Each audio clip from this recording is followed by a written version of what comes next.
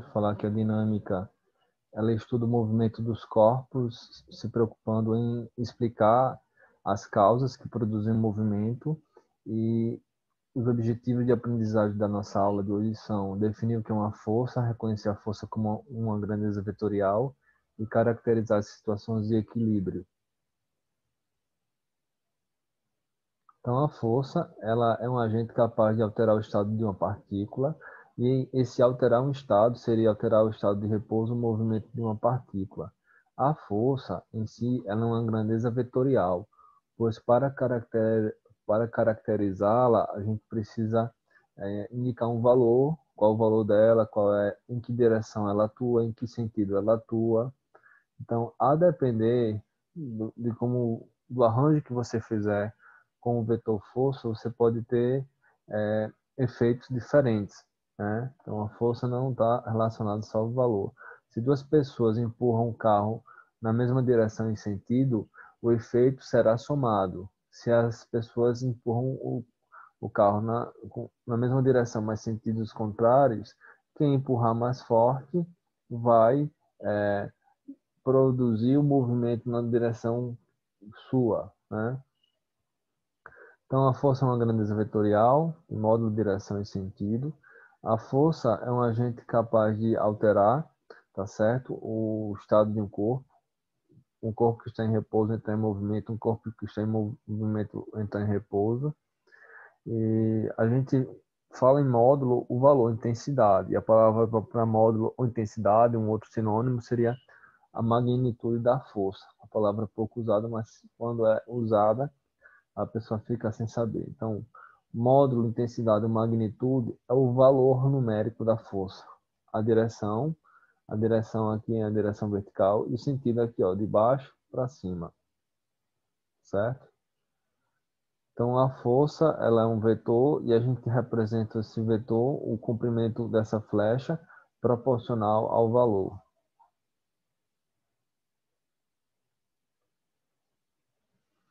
No próximo slide, a gente fala sobre alguns efeitos que a força pode produzir.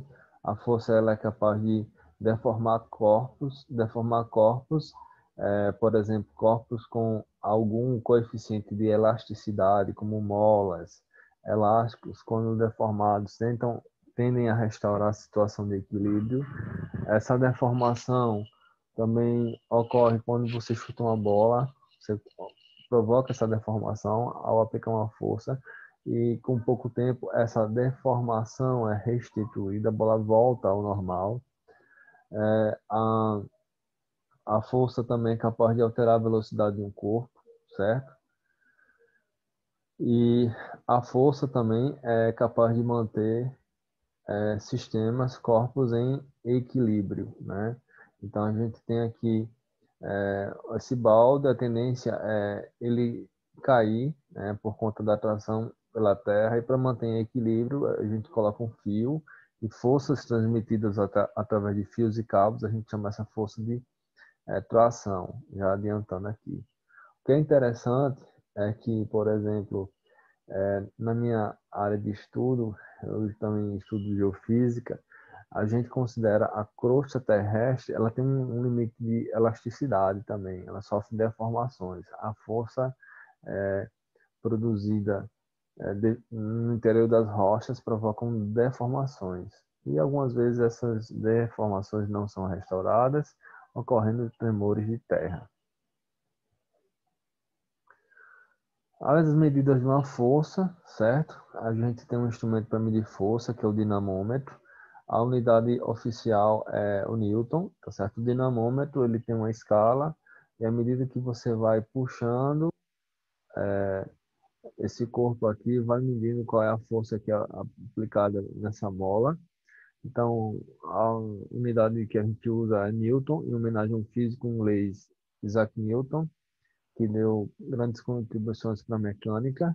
E na prática, no nosso dia a dia, a gente usa a unidade quilograma-força, que seria a força exercida em 1 quilograma, em um corpo de 1 quilograma aqui próximo à Terra, que é 1 quilograma-força é 9,8 newtons, que equivale a força aplicada em um corpo de 1 quilo. é equivalente à gravidade local, né? 9,8. 1 kg a força é 9,8 newtons. Tá certo? Essa unidade de quilograma força é uma unidade muito usada na engenharia, nas engenharias, na engenharia mecânica, por exemplo, tá certo? Em alguns manuais, e um quilograma força vale 9,8 newtons. Os tipos de força que a gente tem, eu gosto de classificar forças de campo e forças de atuação de contato. Força de campo, por exemplo, a força gravitacional, a força peso. A força peso é a força com que a, a Terra, dizer assim, começa pela Terra, a Terra atrai os corpos para si. É uma força, na verdade, gravitacional, tá certo? A força gravitacional é uma força de interação entre corpos que possuem massa. Massa atrai massa. Então, a gente tem aqui exemplificado a Terra, né? Planeta Terra. A Terra é redonda, ó, redonda.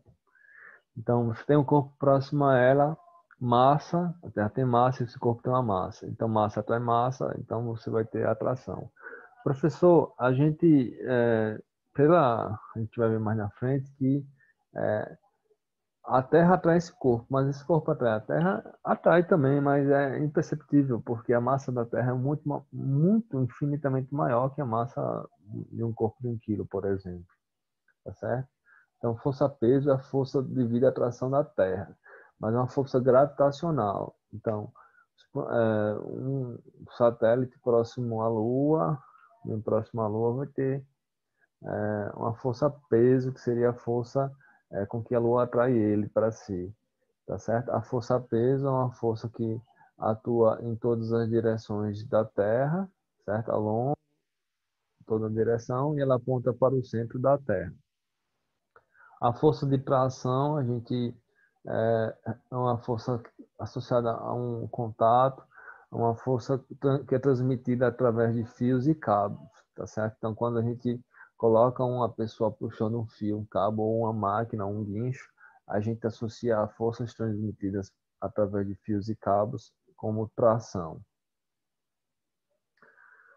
Outras forças que nós temos também, a força normal e a força de atrito. A força normal é uma força de contato, né? Macroscopicamente é uma força de contato, uma força normal porque 90 graus com a superfície. Aqui a superfície é a mesa está na horizontal e a normal está na vertical, formando um ângulo de 90 graus. Então, a força normal é normal à superfície, 90 graus. Dizem por aí que é normal sempre aponta para cima. Não, se a superfície estiver para cá, na vertical, a normal vai estar na horizontal. Normal é perpendicular à superfície, 90 graus da superfície. Dizem também que normal é a mesma força que a peso. Não é.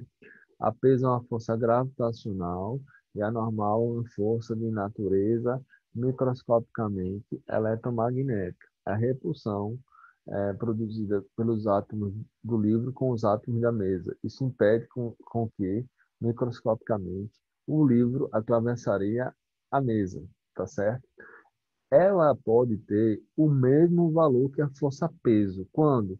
Quando as duas estão num plano horizontal. Então, peso para cá, normal para cima, o valor numérico, o módulo é o mesmo. Pronto. Mas não são a mesma coisa. Tá certo? Fulaninho tem uma cédula de R$ 10 e Cicrano tem duas cédulas de R$ 5. Eles têm o mesmo valor, mas não são a mesma pessoa. Tá certo? A força de atrito é aquela força que ocorre por conta do contato também, contato entre superfícies. Você tem a superfície do bloco e aqui o piso, tá certo? Existem imperfeições e essas imperfeições geram dificuldades, tá certo? Em atravessar. E a gente vai ver que tem o atrito cinético, o atrito estático. Então, essa força de atrito, tá certo? Ela depende de quão pesado for o corpo também, porque com o pesado vai ter maior contato com a superfície. Então, maior contato com a superfície é normal. Então, de cara você já pensa, o cara, essa força vai estar relacionada com a normal. É uma força de dificuldade, tá certo? Se eu tiver uma superfície plenamente encerada, e soltar um bloco, ele vai deslizar facilmente. Agora, se for uma superfície áspera, seca, assim, eu vou soltar e esse corpo vai separando, tá certo? Vai separando. Então, força de atrito. Mas a gente vai estudar ela em detalhes. Outra coisa que é importante, outro tópico que é importante, que está relacionado ao vetor resultante, é a força resultante. A força resultante é a soma das forças, é o somatório. Essa letra aqui, que parece um 3 aqui, é sigma. A letra grega é sigma. E sigma é como um sinal de trânsito. Quando aparece a letra sigma, quer dizer o quê? Somatório. Então, a força resultante é o somatório das forças de I igual a 1 até N, ou seja, do I igual a 1 da primeira força até a última força que tiver. Então aqui a força resultante é o que? Seria a soma das forças 1, 2 e 3. Lembrando que somatório de vetores tem que levar em conta a direção e o sentido. Qual é o significado de força resultante mais simples que você deve ter? A força resultante é um vetor capaz de substituir a atuação dos demais vetores que existem. Então, se eu tenho 3 vetores, é melhor eu trabalhar com um só do que com 3. Então, eu acho a força resultante. Por quê? Porque a força resultante, ela provoca o mesmo efeito que esses 3 vetores juntos. Se eu tivesse 20 forças atuando, logicamente era melhor achar a resultante, porque eu teria um vetor que substituiria o conjunto dos 20 vetores, tá certo? É como você ter 20 moedas de R$ 1, em vez de andar com 20 moedas de R$ 1, andar com uma cédula de R$ 20. Né? Ela produz o mesmo efeito, tem o mesmo valor que esse conjunto de 20 moedas. Equilíbrio, né? A gente fala que um corpo está em equilíbrio quando a força resultante é zero. Aí tem muito cuidado com o seguinte: dizem que um corpo em equilíbrio não atua forças. Isso aí está errado. A maior parte dos alunos erra nisso. Quando lê ou escuta alguém falar, quando o corpo está em equilíbrio não há forças. Errado. Podem haver forças, mas o resultado vai ser zero. É como se tivesse uma força para cá, outra força para cá, contrárias. Essa vale 10, essa vale 10. Como são contrários, vai subtrair. 10 menos 10, zero. Tem forças atuando? Tem, mas só que o resultado é zero. O resultado é resultante. Então, na situação de equilíbrio, a força resultante é igual a zero. E o equilíbrio ele pode ser classificado como equilíbrio estático ou equilíbrio dinâmico. No equilíbrio estático, estático quer dizer parado. Parado, na física, a gente gosta de usar a palavra repouso. E no repouso, a velocidade é zero. Então, estático, o corpo está parado, ou seja, a velocidade zero. E no equilíbrio dinâmico, o corpo está em MRU, ou seja, movimento retilíneo uniforme. Uniforme, movimento retilíneo uniforme, é um movimento com velocidade constante. A velocidade não muda de valor, tá certo? Ou quando o corpo está em equilíbrio, ou ele está parado, ou está em linha reta com velocidade constante. Vamos fazer um exercício. No esquema abaixo, duas crianças puxam um brinquedo em repouso, ou seja, o brinquedo está parado. Considere que a força F0 aplicada pelo menino e a força FA aplicada pela menina têm a mesma direção horizontal. Determine o sentido do movimento descrito pelo brinquedo se a intensidade de item a força do menino for maior que a força da menina. Se a força do menino for maior que a força da menina, vou botar aqui a imagem, o corpo vai para o lado do menino. O corpo iria para o lado esquerdo, né? Se a força do menino fosse maior. Então, ele ia aproximar o carrinho para o lado dele. Então, se a força do menino for maior que a força da menina, o brinquedo se movimentará para a esquerda, alterando o estado de movimento. Se a força do menino for menor que a da menina, o carrinho vai se aproximar para o lado da menina, né? Então, o movimento do corpo seria para a direita, né? Que é alterar o seu estado de movimento.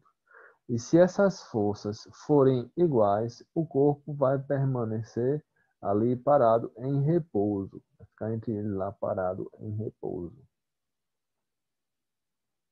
Exercício 2. Considere a força O 3 newtons e a força A 4 newtons. Determine a intensidade das forças resultantes nos seguintes casos. FO e FA têm direção horizontal e sentidos opostos. Direção horizontal e sentidos opostos, com sentidos contrários. Então, soma ou subtrai? Subtrai. Você ficaria aqui 4 menos 3, que daria 1 newton. No item B, FO e FA têm direção horizontal e mesmo sentido. Então, mesmo sentido se ajudam. Então, se ajudam, eu vou somar. Aí vai somar. 3 mais 4, 7 newtons. Aqui é a resolução para vocês. Então, no item A força resultante vai ser a diferença, tá certo? Que dá 1 newton. E no item B, a força resultante, no caso, seria a soma dos valores, né? Porque eles vão se ajudar. 7 newtons. Por hoje é